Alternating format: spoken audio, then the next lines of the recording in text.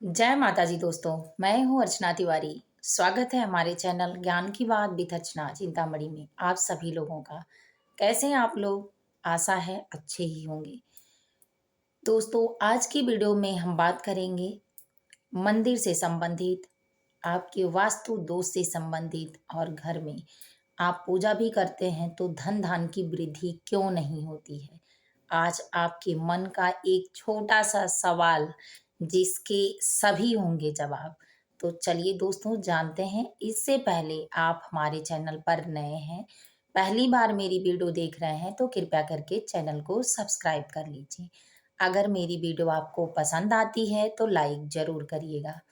जय माता जी comment box में ज़रूर लिखिएगा आप कैसे हैं।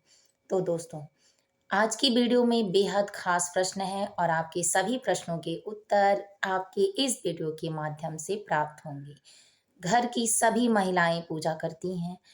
कोई ऐसा सनातन धर्म में नहीं होगा कि जो 2 मिनट या 4 मिनट कभी पूजा ना करे। ज़रूर करते होंगे, बहुत सारे ऐसे पुरुष भी हैं।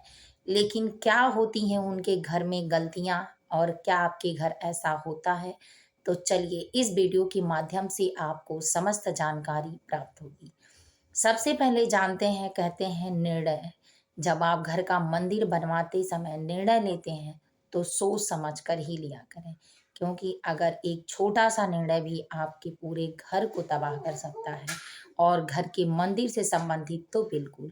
तो चलिए आज आपके इस वीडियो के माध्यम से सारी जानकारियाँ प्राप्त होगी, आपके साथ मेरी बात होगी। तो चलिए दोस्तों जानते हैं। सबसे पहला, घर का मंदिर कैसा होना चाहिए, किस स्थान पर होना चाहिए, इस बात को समझ लेते हैं। घर का मंदिर खुले वातावरण में बिल्कुल नहीं होना चाहिए। घर का मंदिर शौचालय के बगल में नहीं होना चाहिए। घर का मंदिर सीढ़ी या जीना के नीचे नहीं होना चाहिए। घर का मंदिर किचन में नहीं होना चाहिए। आप रसोई घर में भी बिल्कुल घर का मंदिर ना बनवाएं, क्योंकि आपको वास्तु दोष से संबंधित और अन्य चीज़ों से भी संबंधित दोष लगते हैं, जिसके कारण आपको अनेक विपत्तियों का सामना, आर्थिक तंगी का सामना करना पड़ता है। अगर वातावरण खुला होता है, वहाँ आप मंदिर बनाते हैं, तो आपके घर की जितनी अशुद्ध नकारात्मक ऊर्जा है, धूल धक्कड़ है, या आने जाने वाले लोगों का ज़्यादा संपर्क वहाँ रहता है, और आपके मंदिर का ऑरा बिगड़ सकता है, और इससे सकारात्मक शक्तियाँ एकत्रित नहीं होती हैं, जिसके कारण आपके घर के धन में कमी आने लगती है। तो जिसके लिए आप पूजा पाठ कर रहे हैं उसमें भी कमी आने लगती है।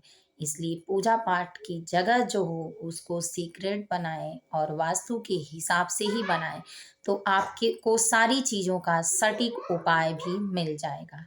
दूसरा, अगर आपके घर का मंदिर किचन में होता है तो वहाँ आप अनेक प्रकार का भोजन, लहसुन प्याज से संबंधित या अन्य छौंका तड़का जो भी आप लगाते हैं, ये भगवान को प्रदूषित करता है।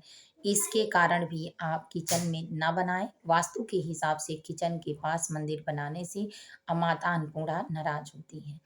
तो दूसरा, अब तीसरा नियम जानते हैं कि शौचालय के बगल में लगाने से दुर्गंध आती है, और ये दुर्गंध भगवान को आप खुद नहीं बर्दाश्त कर सकते हैं, तो फिर भगवान कैसे बर्दाश्त करेंगे। तो इन बातों का भी विशेष रूप से ध्यान दें। चौथा, मंदिर सीढ़ी के नीचे, जीने के नीचे भी नहीं बनवाना चाहिए, क्योंकि यहाँ भी वास्तु दोष होता है, और भूल कर भी आप इस जगह पे बनाते हैं तो माता लक्ष्मी की कृपा नहीं बन पाती है। वो हमेशा आपको परेशान करती रहती हैं, क्योंकि आने जाने का संपर्क जो होता है राहु और केतु से संबंधित होता है, और वहाँ राहु और केतु राक्षस प्रवृत्ति के होते हैं। अगर अच्छे के साथ मिलते हैं तो अच्छा करते हैं, और बुरे ग्रह के साथ मिल जाते हैं तो बुरा करते हैं। तो इसीलिए सीढ़ी और जीने के नीचे मंदिर बिल्कुल मत बनवाएं। ईशान कोण में मंदिर बनवाएं, और शुद्धता के साथ ऐसे जगह पे बनवाएं जहां आपके पूरे परिवार का संपर्क भी हो। तो मंदिर ढका हुआ हो, बंद भी हो, और उसके साथ लोगों का ध्यान नहीं पड़ता हो। अगर जितने लोग आपके मंदिर को देखते सुनते रहेंगे, वहाँ की सकारात्मक शक्तियाँ वो लेते रहेंगे, और उनकी नकारात्मक शक्तियाँ वहाँ रोकती रहेंगी। तो आपके घर का जो सुख और समृद्धि होगा उन्हीं के साथ जाएगा, आपका नष्ट हो जाएगा। अब चलिए दोस्तों जानते हैं कि पूजा करते समय आप किन-किन गलतियों को करते हैं। बेहद वीडियो ख़ास है, इसीलिए आप हमारे साथ हमारे वीडियो में एंड तक बने रहिएगा, वीडियो को पूरा वॉच करिएगा। सबसे पहली गलती, आप पूजा करते हैं तो दोनों टाइम मंदिर की सफाई नहीं करते हैं। सिर्फ़ दिया शाम को बहुत सारे घरों में सिर्फ़ दीपक धुला जाता है और उसी में दिया बाती हो जाती है। ना तो आप जल बदलते हैं, ना भोग लगाते हैं, तो ये गलतियाँ ना करें। आप जब एक टाइम के खाए से नहीं रह पाते हैं तो फिर भगवान को क्यों रख रहे हैं?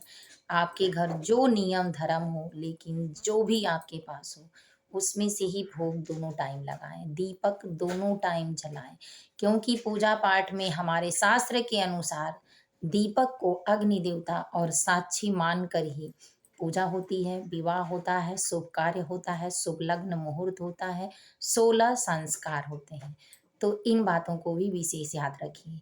तो मंदिर में जब भी आप पूजा करने जाइए तो सबसे पहले साफ-सफाई का विशेष ध्यान रखिए।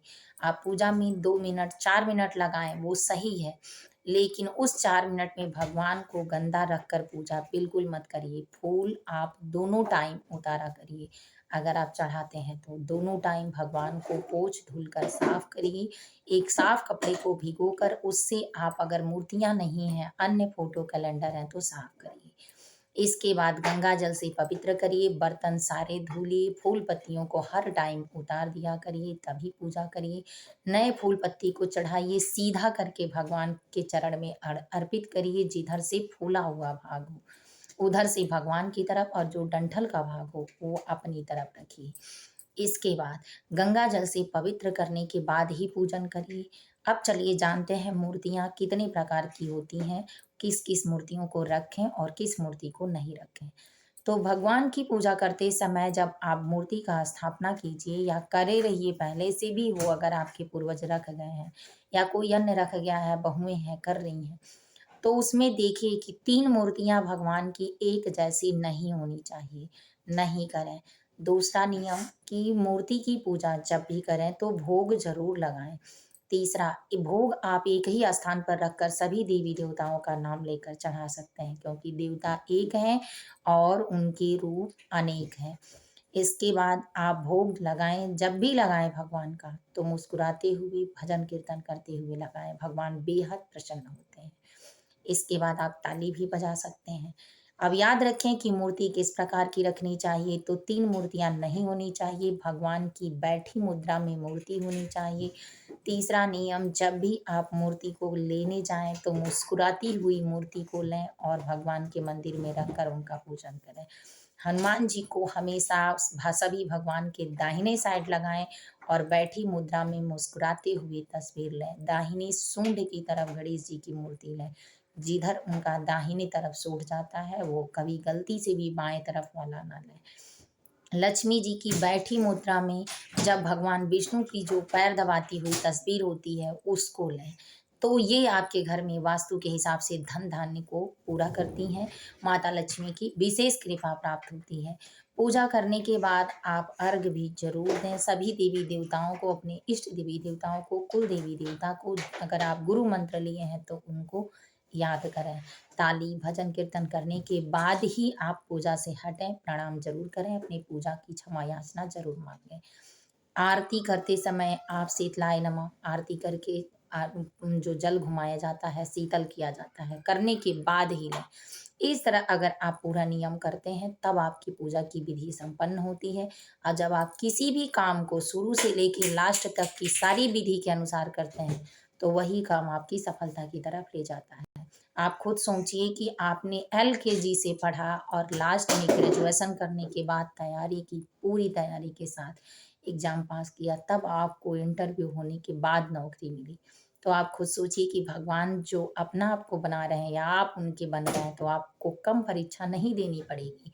इस परीक्षा को पूरा करने के बाद, इस नियमों को निभाने के बाद आप आगे बढ़ें। आपके अंदर मैं विश्वास दिलाती हूँ कि इतनी सकारात्मक शक्तियाँ आएँगी और जो आपसे अधूरा ज्ञान हो रहा है, गलती से भी गलत हो रहा है, वो सब अपने आप ठीक होना शुरू होगा और आपको जो नहीं आता होगा, वो भी आपके मन मस्तिष्क में आएगा कि ऐसे करो, वैसे करो, सही होगा।